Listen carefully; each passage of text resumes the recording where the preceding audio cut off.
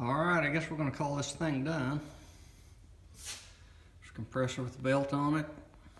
There's the lines. I'll put a hold off on the side of the block. Another grabber here. And those hoses, it's probably hard to see, but they will just go through there without hitting linkage, shifters, all that kind of stuff. And they come out.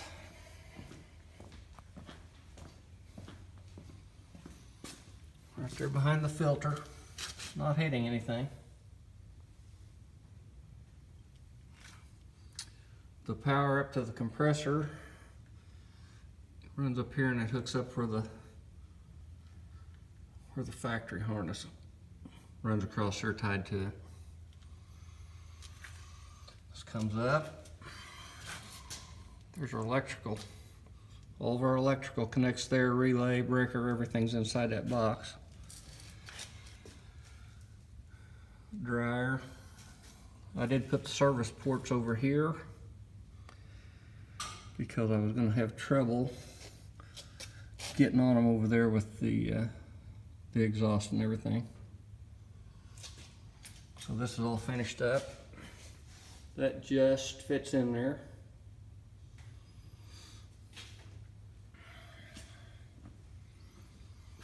Put a brace on the back, keep the bottom, mounting at the top. The inside unit.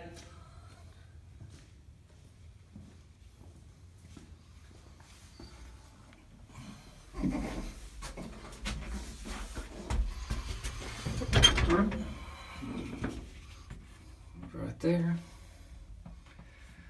And I put 1-inch foam, which it didn't have a headliner anyway. And I needed something that's just over 4 foot. So I got some drip edge and glued it to the top of the cab. And then glued the foam to the drip edge, and then there's a bar across there that holds up the foam so it doesn't sag. The front, there's a piece of foam up there to keep it up. It really wasn't a very good way of attaching the front of the foam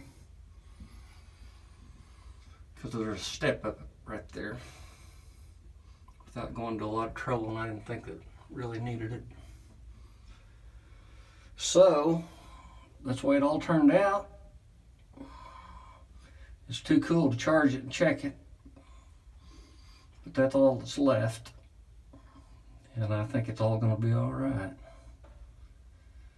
We'll find out the nice first warm day that comes along. We'll charge this thing up. See if we make cold air out of it. Also, if you've got something like this door stop, all of them I've looked at, it gets tore off. And this one was tore completely off. But what I did was I took the original bracket that was left, had a piece of angle iron, you can see, and welded it to it. And then took some rubber and took windshield glue, urethane, glued it on there. It's got to be at an angle, if you can see it or not. So when the door opens, it's got to meet that angle. Otherwise you're just hitting it in one little spot. Anyway, I glued that rubber on there with that windshield glue and then just pulled it around and let it sit overnight against it so it would be the right angle, and it works good, real good. It stops. It's got a little cushion to it.